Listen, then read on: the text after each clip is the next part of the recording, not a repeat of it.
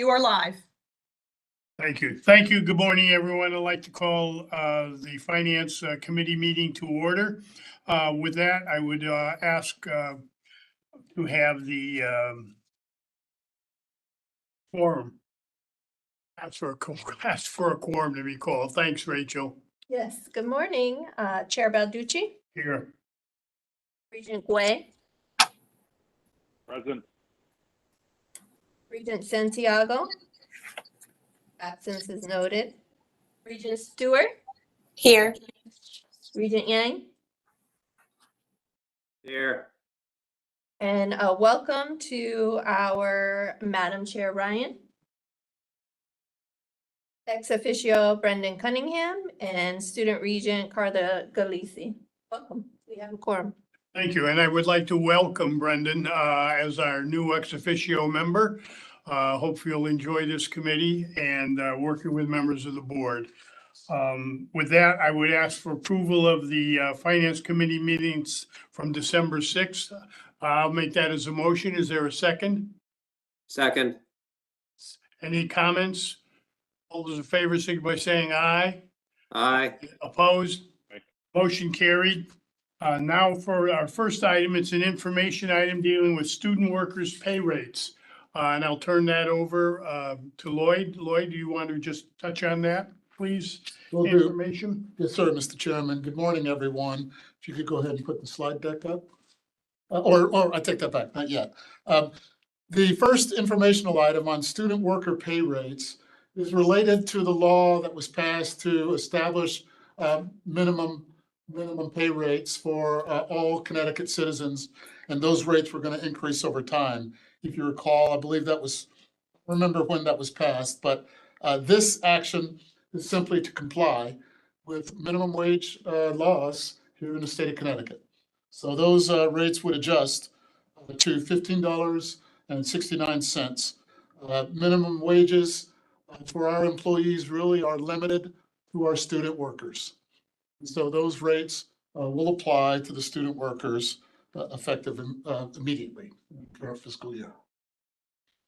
Any questions on this particular item?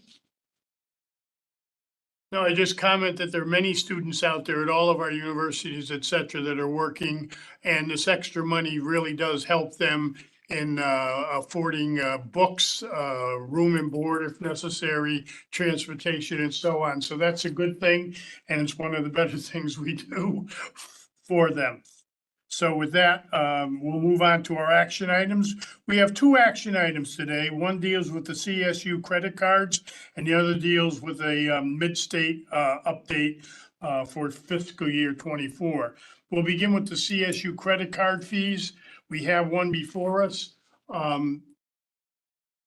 What it basically does, as we see, deals with giving our students an opportunity, if they'd like, to use credit cards. And there's an agency that actually takes that, has contracted with our universities at a specific rate and moves forward, allowing them to have credit with those cards at the university system. We have, excuse me, went over this several times yesterday. I thought it was easier than it was. Then I got a note from the mayor of New Britain who said she had some questions on it. After rereading it, I now have questions, but what I'll do is I'll turn it over to the mayor for you to bring those forward because they seem to make sense and certainly a concern that we have now. Thanks, Mr. Chair. I was just asking for backup documentation, on what TouchNet was proposing, why they were proposing it. And I asked a couple questions about our role as the Finance Committee in, what we can or can't do in this case. Just looking for the backup documentation regarding why they were coming forward with this fee increase and how come it's been increased so many times. I just want to thank Mr. Blanchard. Thank you for getting back to me on that this morning. I'm actually just reading your response to my questions now. So it seems like it might be a little bit more detailed than what I originally thought, which I guess is a good thing, right? And the reason why I asked, it takes me back to when I was a student at Central. and having the opportunity to get a credit card on campus is actually really important for a lot of students that have no credit.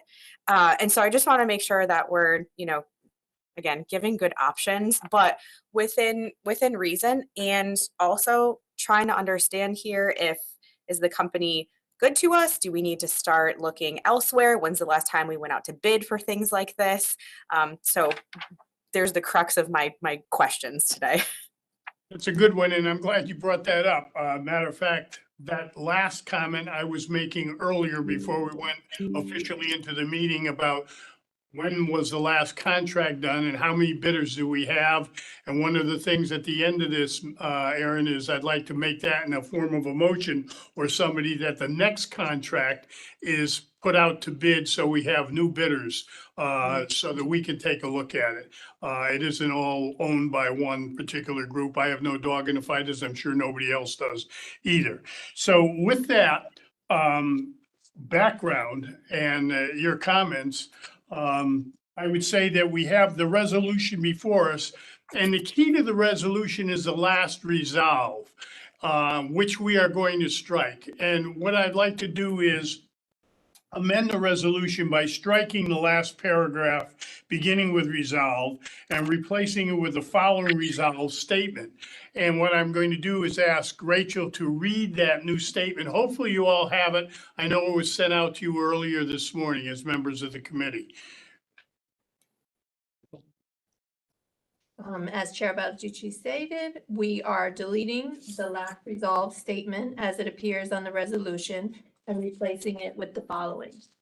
Resolved that the Tier 2 fees schedule line item associated with any credit card service fees shall henceforth appear as an informational item only at the bottom of the fee schedule, rather than a set amount within an itemized fee schedule, and asterisk to indicate that changes in the percentage are permitted in accordance with the applicable contract with the service provider.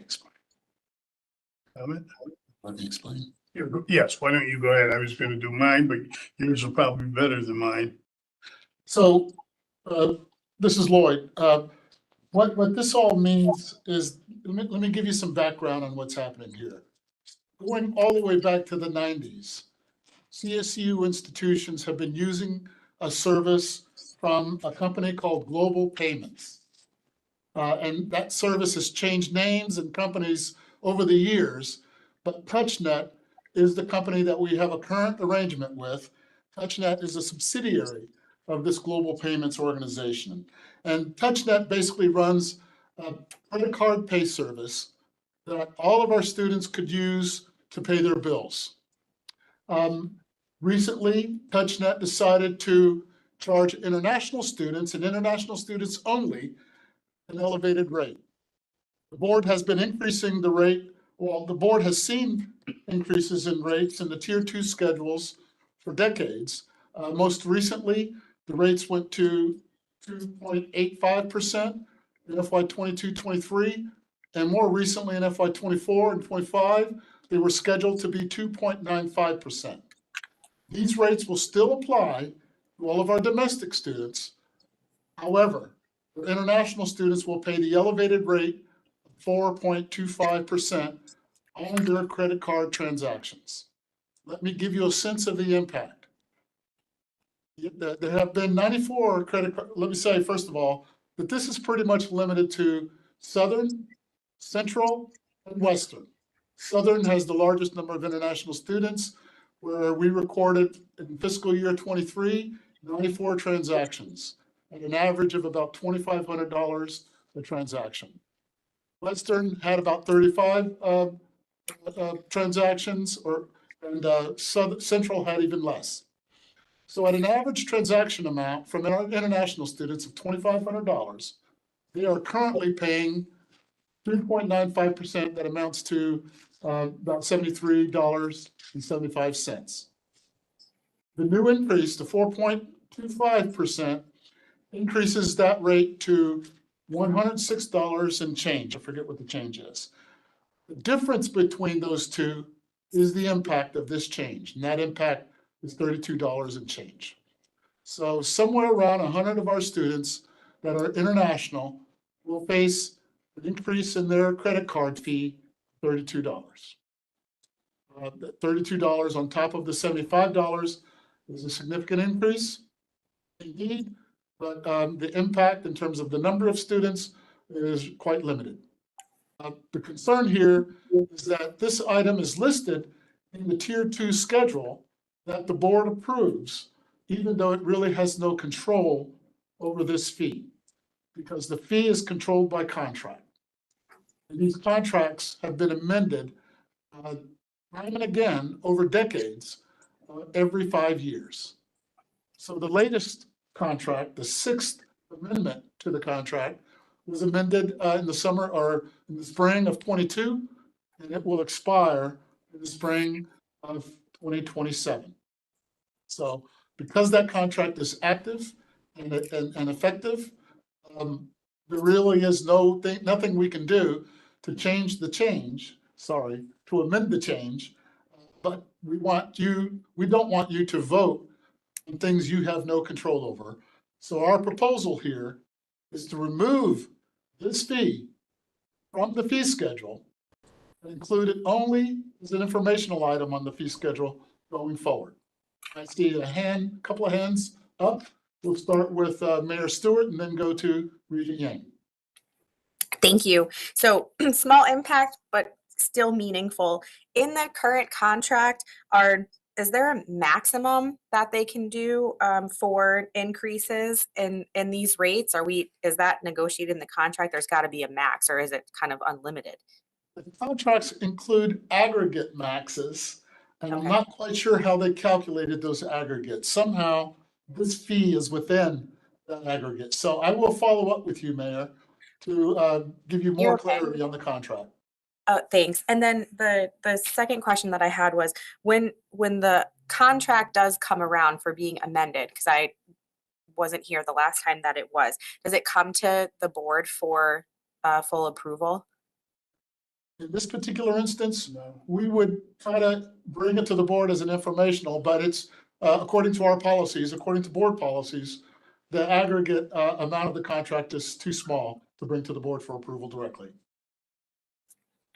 So the full Generally, it has to be contract. over, it has to be generally, I think, Aaron, over like $5 million, et cetera. But I know where you're headed and we're headed in the same direction. I'm going to want to make sure we open the bid up next time and not just package this because it's the easiest way to do it with somebody that's already in place. My controller is on this call, and with this conversation, we will ask her to flag the expiration of the current contract so that we can rethink our approach going forward. Thanks. Wait, just to clarify, can someone help me understand this too? So the board doesn't approve any contracts that are less than $5 million in total? That's correct. Okay. Thank you. Regent Yang. So I have a couple of concerns. So one is regarding the contract itself. So I don't know the nature of this contract. Obviously, it was signed some years ago. In the private sector, contracts that have the ability for the other party to increase usually are not unilateral and have some kind of outs or limits or whatever that Mayor Stewart already alluded to. So we should see and understand that. Because again, it does seem unilateral that they could just levy a fee and then we're stuck with it for the rest of the period of the contract, right? That doesn't seem like a good practice. I would agree. Right. So again, in private sector contracts, one, don't let this happen. B, if it does, it has severe limits and abilities for cancellations, et cetera, right? So that's just another thing of, hey, we want to look at this. And we should revisit this 5 million because I think it's 5 million, or we can, in my personal opinion, contracts that are of significant risk or exposure to the institution. And because this directly impacts all of our students, many students of ours have to put their tuitions and fees on credit cards. I would consider this board purview, but that's for a separate discussion that I want to have later. But the other thing, just so we understand this, I think there was some confusion in the email. So I want to understand, there is a single contract across all CSCU for this, and this is the singular vendor. Is that correct? I do not believe that's the case, Ted. I believe these contracts are at the institutional level. And this is part of the sort of cleanup that we have been engaging in to make sure that contracts that are led at the individual campus level are have some oversight at the system level. This is another instance of our finding. Okay. uh, So this old particular contracts. contract applies, this particular increase applies to which institutions? It's the Southern, Western, and Central. Okay, and the other ones don't use the same vendor, presumably? The other ones don't have transactions with international students. I think what they've been doing is using their colleagues at other universities. Melinda, if you have knowledge of this, please help. Can't hear you, sorry. Melinda, you're breaking up. Can you turn up your microphone?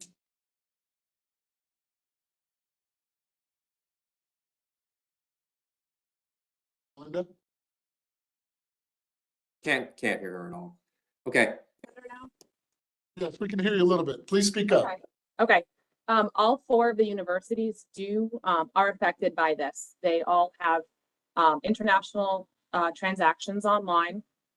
So the only institution that this doesn't affect is the CT State, because CT State does not pass on credit card charges to the community college students.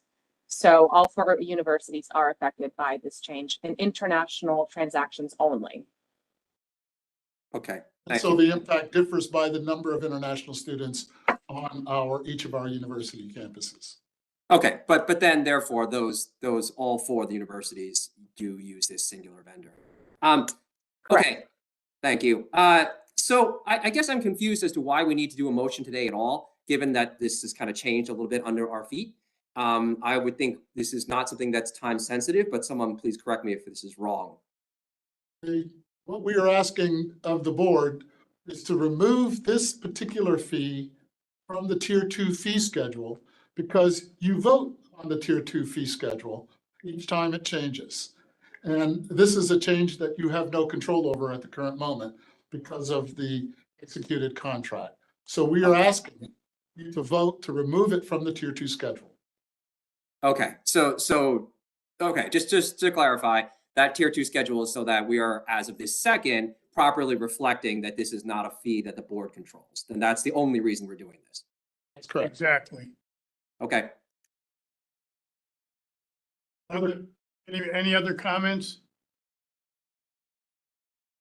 Okay, if not, I would try your minds. All those in favor of the resolution, calling for the change with the new language, with the amended language, I would ask for a motion. I would move the adoption of the resolution.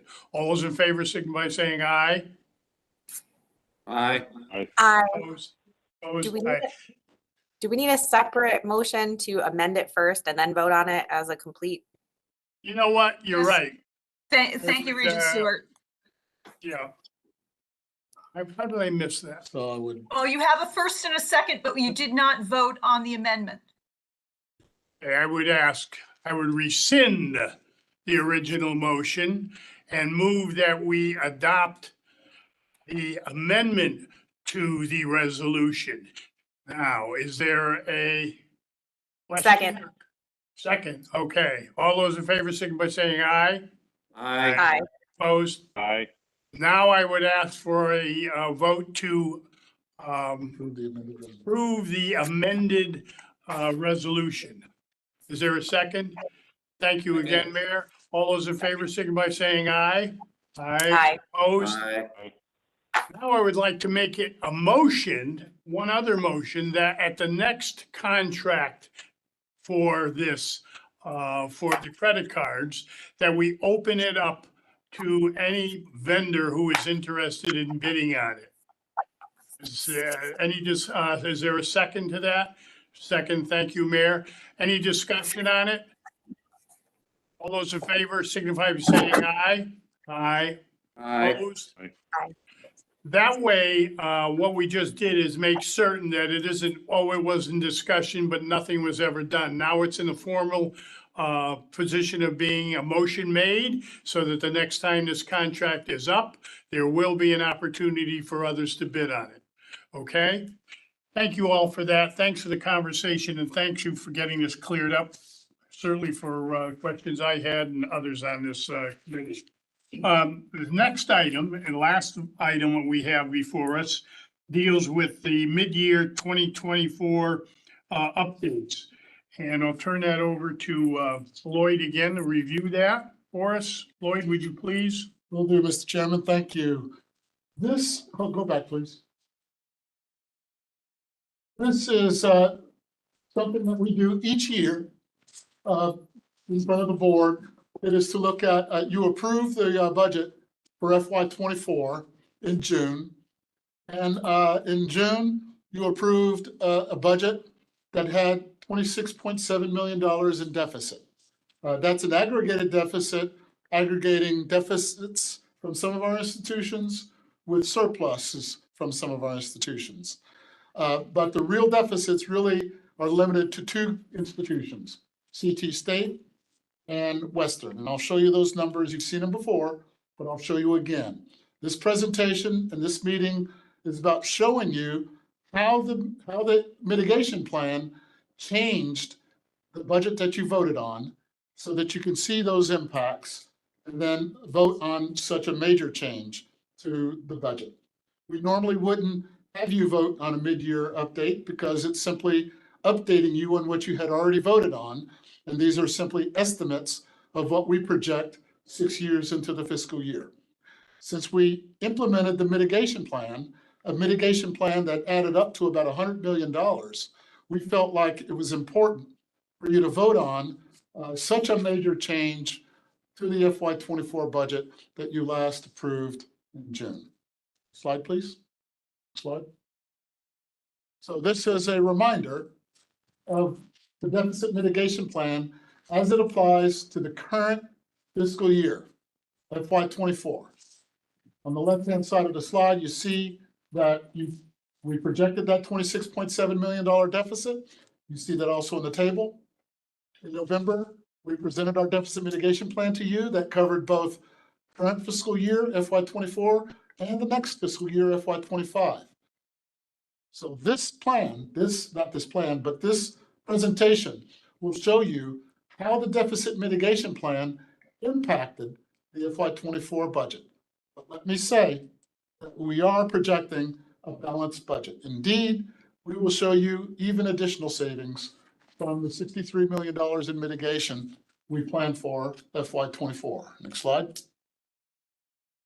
This is that same plan, campus by campus, institution by institution. The only difference between what you've seen before and this slide is I'm only showing FY24 parts of the mitigation plan. So the total mitigation amounts for each of the campuses and for the system office, SO/SS, system office/shared services, adds up to the $63 million of the plan. And the deficits that you see also on this slide, they add up to the 26.7. Slide.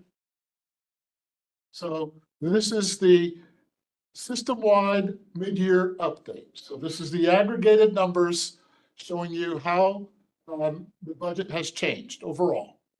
And if you look at the left-hand side of the slide, you'll see the summaries. Revenues are adjusted up by 1.5%. That's $17.5 million. Expenditures are adjusted down by 4.5%. That adds up to $53.7 million. Yes, this is in your packet. That was emailed to you. This is in the appendices to the staff report. Sure. But what you're going to see is a repeated story where revenues are up slightly and expenditures are down significantly.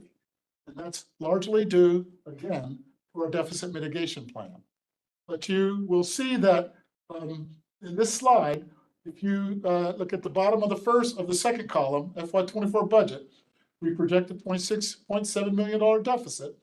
Now, system-wide, we are projecting a $45 million surplus. Why? Because the deficit mitigation plan really engaged us to change our budget in FY '24, and it created a $71.7 million swing across our system in the outcome. So that $17.5 million in additional revenue and $53.7 million lower in expenditures leads to that $71 million swing. Let's look at each of our institutions. Slide. So combined, our 4 state universities, we have revenues up by 2.6% and expenditures are down by 0.5%.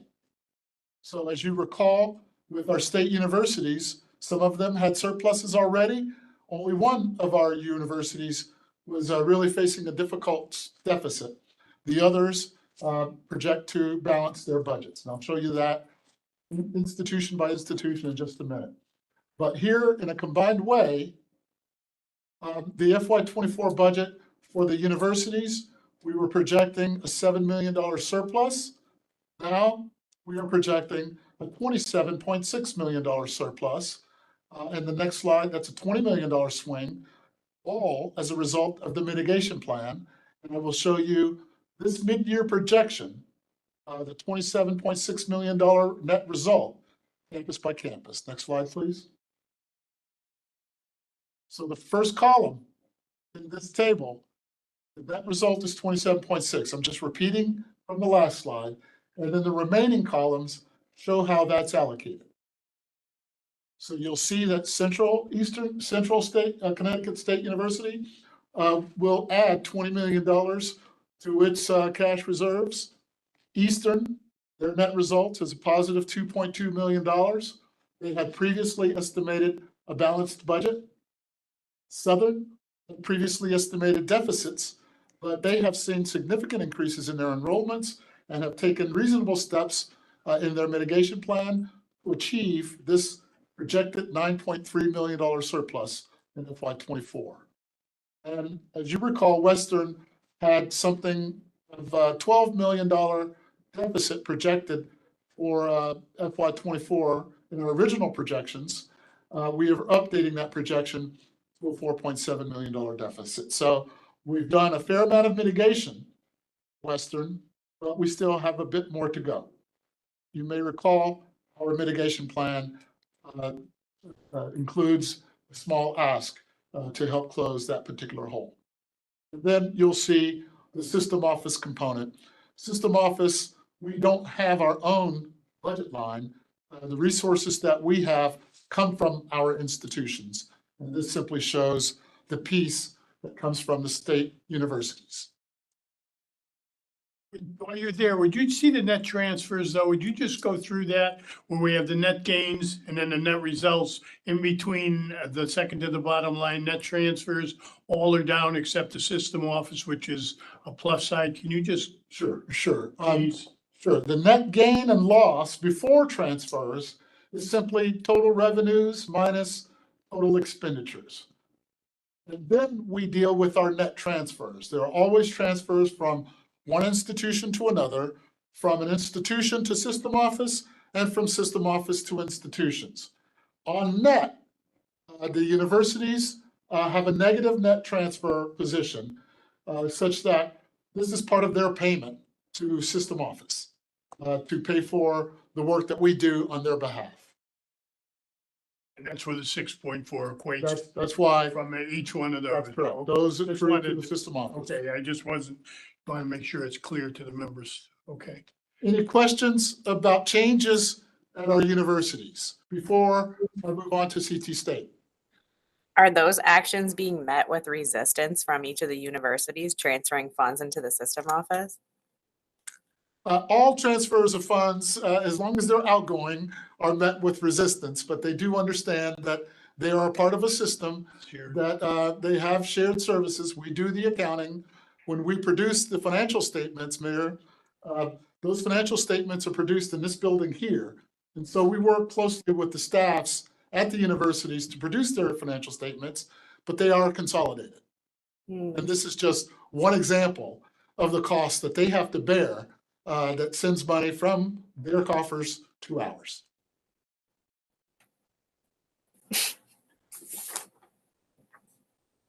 Any question? Other questions? An ex officio question. Yes. Brendan? If I'm not mistaken, the system office also pays the debt payments that are owed by. That's a big part of the transfers that they make to the system office. Okay, thank you. Thank you, Brendan. Now, these transfers are on net, right? So they're incoming transfers and outgoing transfers. This basically says they almost equal out. Other comments or questions? Okay, let's move along to CT State. Next slide. Okay. So this is a slide that shows CT State.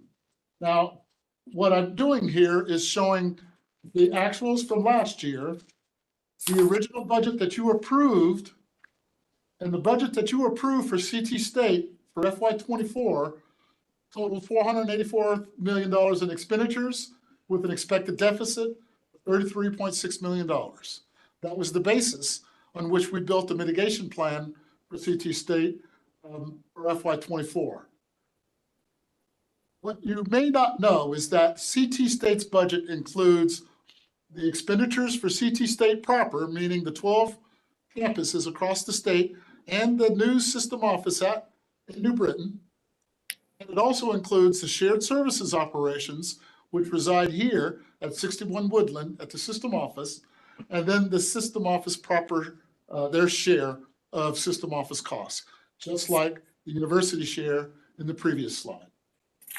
The shared services is a big part of what the CT State consolidation created. It took essentially much of their administrative operations from the 12 campuses and brought it here to the system office. And so I wanted you to see the numbers associated with CT State proper versus the numbers associated with shared services and for the system office. So what you'll see in terms of net results is an $8.6 million positive gain for CT State proper. That basically is due to adjusted calculations for fringe costs. The fringe swap that OPM imposed on us was something that was done for the very first time starting in FY24. We were unsure how they would effectuate that policy change. So our estimates on fringe costs have been moving quite a bit as a result of that change. And so this $8.6 million is a result of adjusted fringe estimates. The shared services savings and the system office savings are savings that we tried to make contributions to the deficit mitigation plan. Mostly about $3 million of that 7.3 is PS, personnel and fringe costs, savings from personnel and fringe, and $4.5 million out of that 7.3 was a budget adjustment downward in our IT operation, meaning we had over budgeted for IT expenditures and our other expenditures. So we adjusted that line downward, 4.5. Lloyd, What shows up in these savings.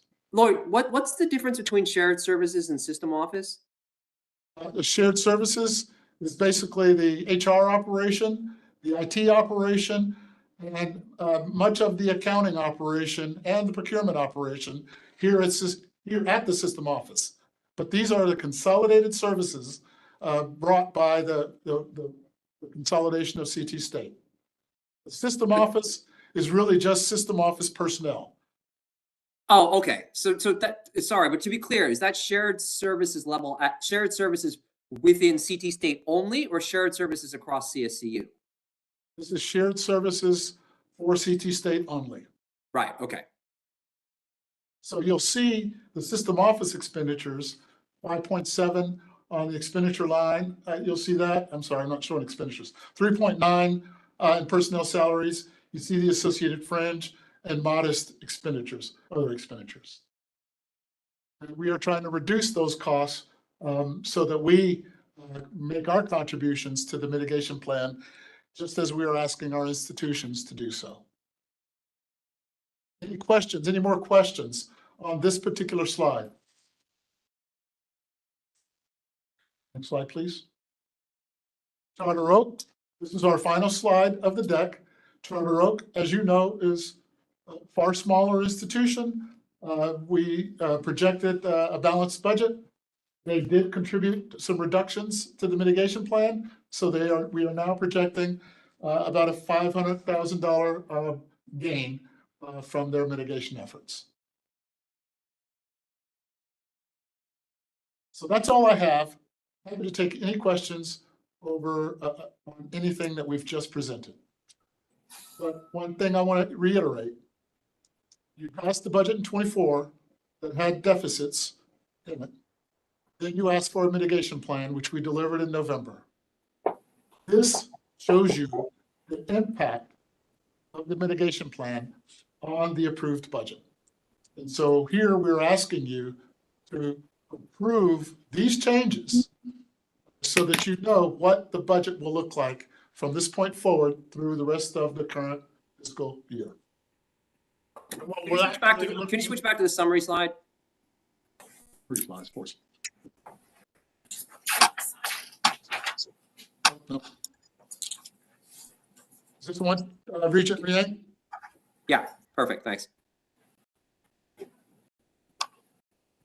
My comment was going to be, as you can see, we're going to end this fiscal year pretty much even, maybe even a little in the black. It's the next fiscal year, which we can't wait to be discussing, where we'll find some problems and be looking for ways to resolve our deficit, which will be for the 25 fiscal year, 25, 26. 425. So just a comment that obviously we all had to make very difficult decisions, but I think that, thanks are due to those who were persevered and made it so that we are staying afloat and balanced in this fiscal year. And it's important to know that any changes in the current fiscal year that annualize into FY25 are going to help us in FY25, and the costs that annualize mostly are personnel costs. So the point is, the overage in the mitigation will help us in FY25. If I may. Oh, yes. So it looks like majority of the savings here, obviously in personnel salaries and fringe benefits to be expected. Is this because of the early retirement? No, this is not because of the early retirement, because the retirement incentive, not an early retirement, but only an incentive for those already eligible, that has not been executed yet. It is open. People are eligible to sign up. It will close on April 1, but these numbers do not include that at all. That's interesting. So is this just not filling positions? This is the result of the changes made as a result of our mitigation plan that called for almost $36 million in reductions of expenditures. Okay, where can I find those details? The details of the changes, you can find them campus by campus. Apparently, she doesn't have the schedule. Send her the latest, right, that has the appendices. Yeah, the staff report. So the details are in the appendices of the staff report, but it sounds like for some reason you didn't get that, Mayor Stewart. We It will wasn't make sure attached to that- the final agenda that was sent to me by Pam. I put it in the chat. Sending it right now. Thank you. So just go to the end of the document. There are about 20 pages full of tables, detailed tables. Unfortunately, I wish I had time to review that prior to this meeting, so I guess I'll reserve all my comments on it for when this comes to the full board then. Thank you. But I will ask an additional question though, because we have this now small surplus that's anticipated. Does this change anything's moving forward with our ask to the legislature for additional money? If we're in the black, perceived, I mean, how do we justify the amount of money that we're asking for now? So let me make sure I'm clear about this. $71.7 million is our projected outcome, or is the swing from our original projections. 63 million of that is our planned reductions, right? Our planned mitigation. So that leaves about $8 to $9 million difference. That's a small proportion of our $1.4 billion budget. It's a tiny proportion of our $1.4 billion budget. So it's just a variance in our estimates of costs. My understanding is that the variance mostly came from our changes in the way we calculate fringe costs. And we still are trying to figure out how the state is going to handle fringe costs. So I would say that the difference between the $63 million and this $71.7 million is still very loose. Still very loose because it's associated with the fringe estimates, and we just don't know how the state's going to handle that precisely. This is the first time that we will be paying for non-retirement costs, and the state will be paying for retirement costs, where before we would identify a list of employees that make up the amount of the block grant, and then our fringe would be associated with those employees. So this is a new calculation for us. And I would not change our request of the state because that estimate may well go down once we see what the actual reimbursement is. Thank you. Lloyd, can I speak to that real quick, please? Please.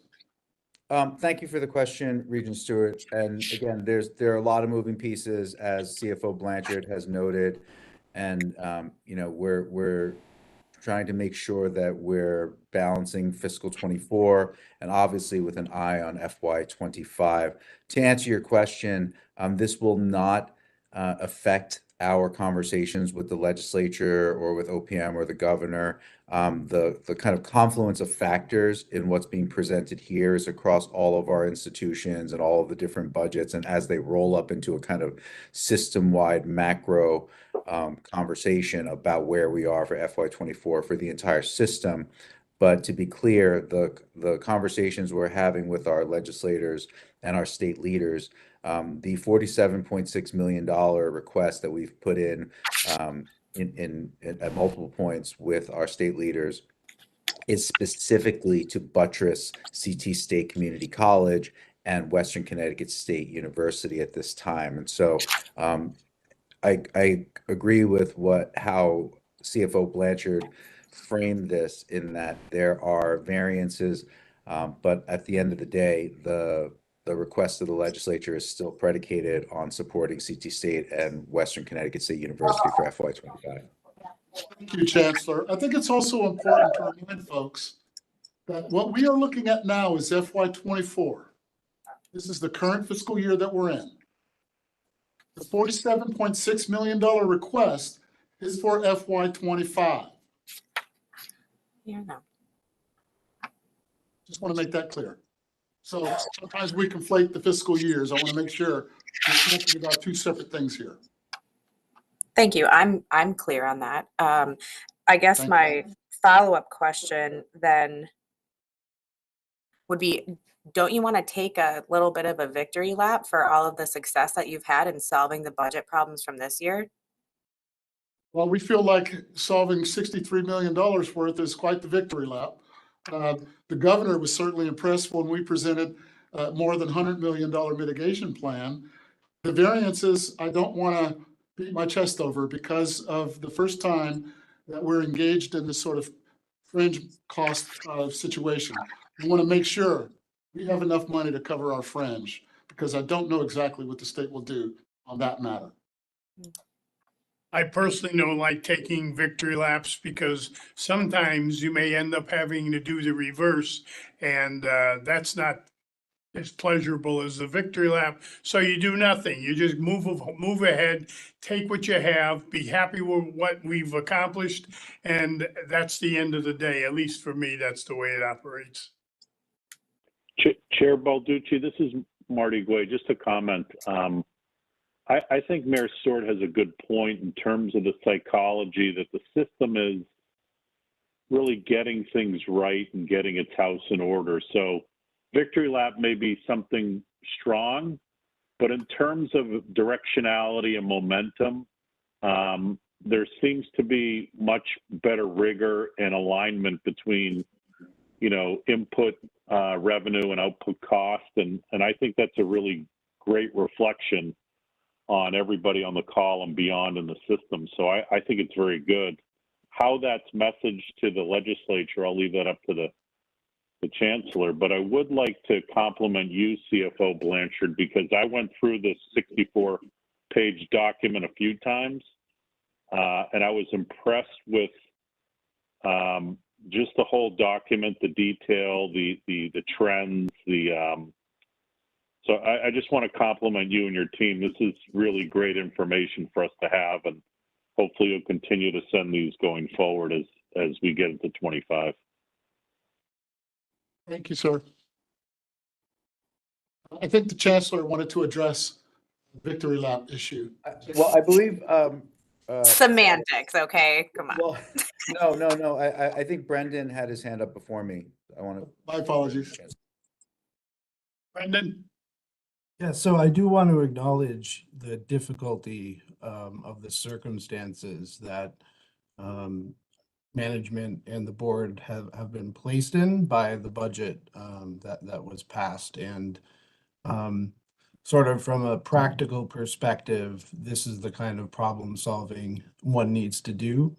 But I do feel like I need to give voice to the impact on students, and we cannot lose track of the fact that even though we are talking about reduced expenditures as a potential win, we must also account for the services that may be compromised through those reductions.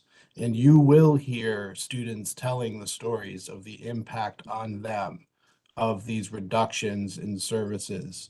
We've recently heard stories of a Tunx's community college student talking about the reduction in the collection of trash on campus.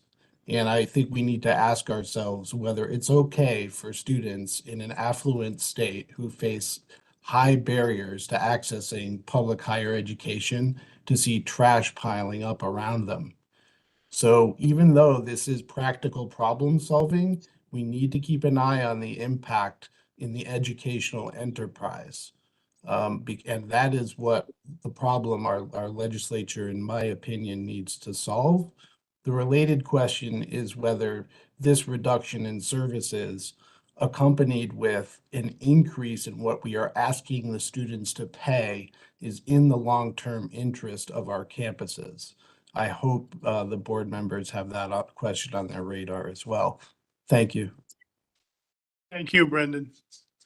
Other comments before we move this resolution? If I may, Yes, Chair sir. Balducci, I just want to echo Professor Cunningham.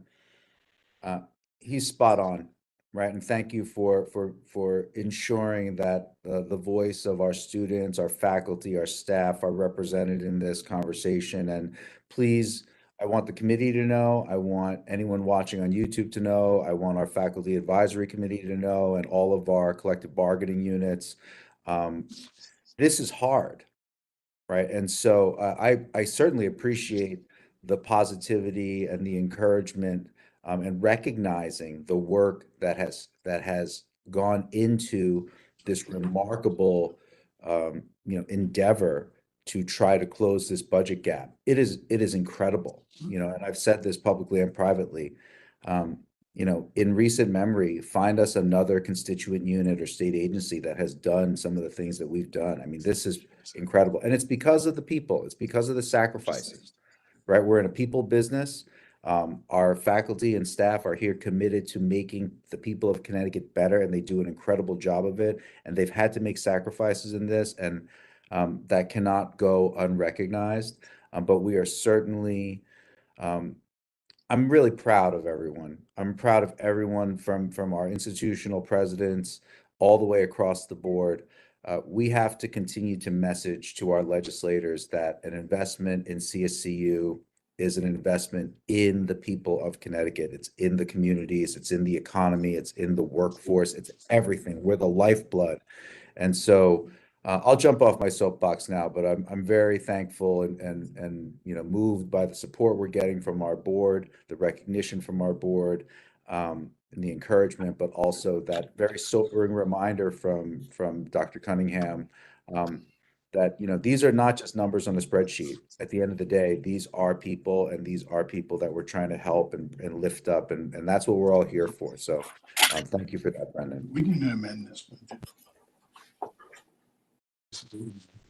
Are there other questions?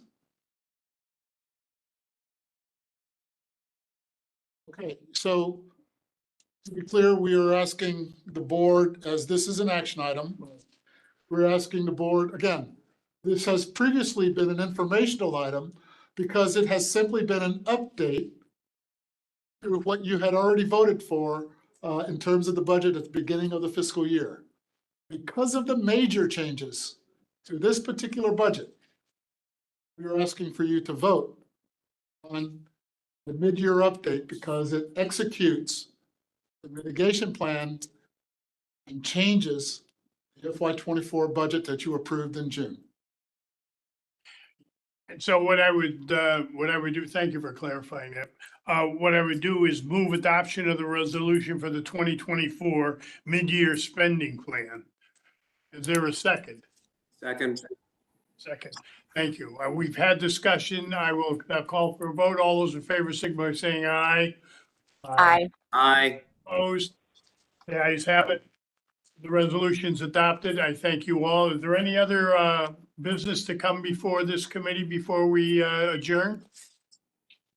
If not, then I would ask move adjournment. Is there a second? Second. Thank you very much. All those in favor, signify by saying aye. Aye. Meeting's adjourned. Thank you all very much again. Happy Valentine's Day to all of you. Thank you. Stay out of the snow.